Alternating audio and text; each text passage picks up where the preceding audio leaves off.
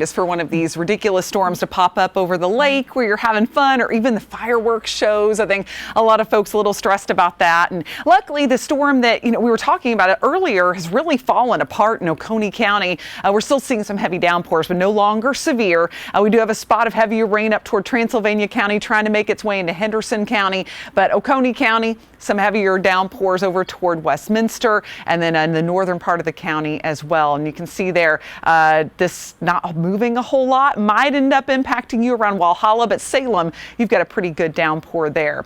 When we talk about rain chances, we are upping those from about a 20 to 30% chance that we've had the last few days to a 50% chance for our 4th of July. And then as we go through time, notice that we continue to keep rain chances fairly elevated even into this weekend. So just have that in the back of your mind as you're going out to do the fun stuff. Doesn't mean you have to cancel outdoor plans, but just be ready if the skies darken. If you hear that rumble of thunder, get those kids out of the water, get them into shelter.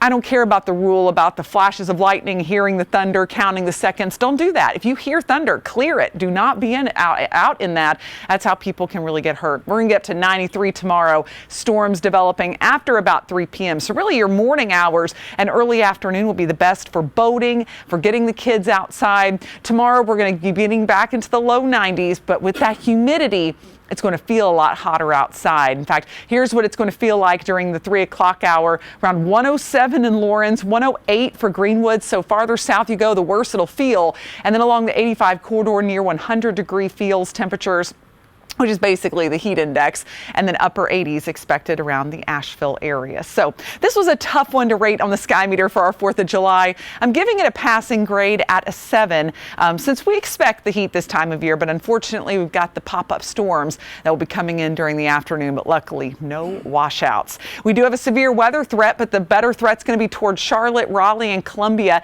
It's all as some storms move in off the coast off a sea breeze front. I'll show you that here on Futurecast. 7 a.m. We're nice and dry. Storms pop up, and notice how spotty they are. They won't be everywhere early on, but we will have a chance for more moisture to build in from the east, and that could end up bringing us some more rain into Thursday evening, but still wouldn't be everywhere. We fast forward to Friday as 4 o'clock. We'll have more in the way of scattered storms developing, but they still will not be all over the place. So if you're going to be extending your holiday, maybe staying down at the lake or enjoying time with family, I don't think you're going to have to worry too much about rain constantly, but it is going to be popping up here and there and could stick around through about 9 p.m. in the evening. So here's your fireworks forecast. I'm going with a 30% chance of rain for 8, 9 o'clock. I think by 10, most of that rain is going to settle down and temperatures will be getting down into the upper 70s. Next 7 days, scattered storms Thursday into Friday. Highs actually will get back into the upper 80s. So that's the silver lining with increasing the rain chances. It's not going to be quite as hot,